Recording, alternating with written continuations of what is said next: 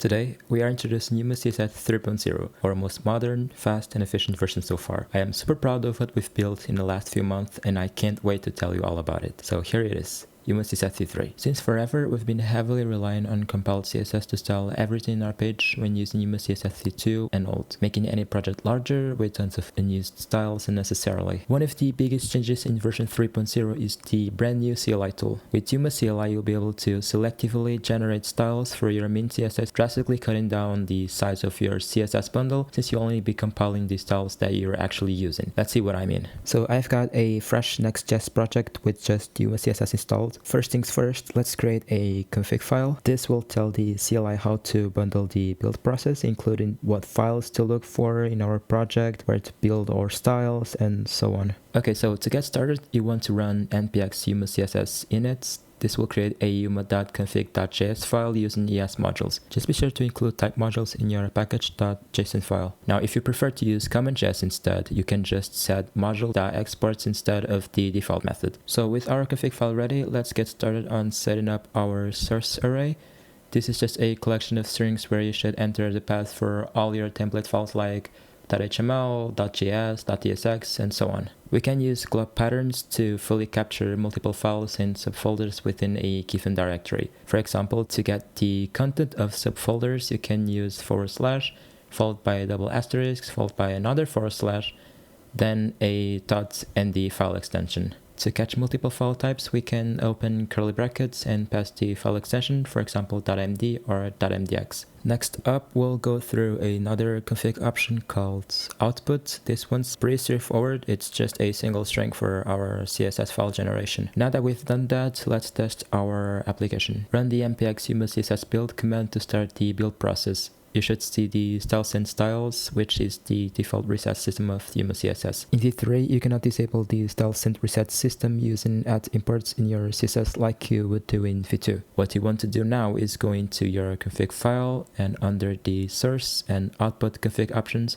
you want to add a build option object, then pass the reset boolean option and set it to false to disable the style set reset system. You can also opt to minify your styles by adding the minify config option and then pass a true or false boolean value to use or not use minified styles in your CSS. One of the best things about the Yuma CLI is that it lets you tidy up your styles in your CSS file. Let me just quickly enable style send again. So let's start our development server. I've just added this basic button. It's got a white background, indigo text, a bit of padding, a small border radius, and a tiny box shadow. To make things easier, I'm adding some flexbox utilities to align our button to the center of the screen using AI-C for align item center, D-F for display flex, JC-C for justify content center, and then finally the new updated H-DVH utility to make our div fill the entire viewport dynamically. Now let's go ahead and build these styles we just added to our page.tsx. Right now we can't see anything in the browser because we haven't compiled anything yet. Let's once again build our styles. This time I am not going to run the build command but rather the watch command. The watch command tells the CLI to watch for any changes inside the content array we've defined in our config file, and then we build our CSS based on whatever the CLI finds in our template files. Notice that if I now change this index.html file with the watch command, let's say I want to give this button a very light silver color when hovered, you see that the CLI automatically reacts to this change and rebuilds our CSS immediately, which is pretty cool if you ask me. In version 3, we're finally adding SVG and transformation utilities, and we're also extending some other categories like background utilities such as clip, position, blur, field size and isolation, and a bunch of other cool stuff. Our new v3 builds color utilities are completely different from to those in v2. In version 2, it was a bit tricky to get a really light or a dark shade, so in version 3,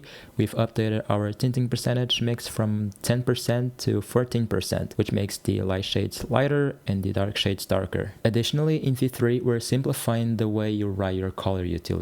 We're getting rid of the light and dark suffixes from all utilities to make it a bit easier to work with. So in Yuma CSS v2, you would write bg-l-indigo.6 to get the lightest indigo shade And if you wanted a dark shade, you would write something like bg-d-indigo-6. But this adds extra characters unnecessarily, and having individual spectrums for light and dark shades from 1 to 6 is not really what we want for the framework. For v3, we've completely rethought the syntax of color utilities so that you can forget about these separate spectrums. So for the lightest indigo shade, we now write bg-indigo-1, and for the darkest shade, you would write bg-indigo-12. So we've made the spectrum one way, which means the color utilities now go from lightest to darkest, so from 1 to 12. For light shades, we go from 1 to 6, the base color stays the same, we don't include a shade value, and finally for dark shades, we go from 7 to 12, which is dark to darkest. I think this is a nice change, and it's also more predictable when using color utilities with Yuma CSS, so you'll never have to guess or worry about broken colors in your app.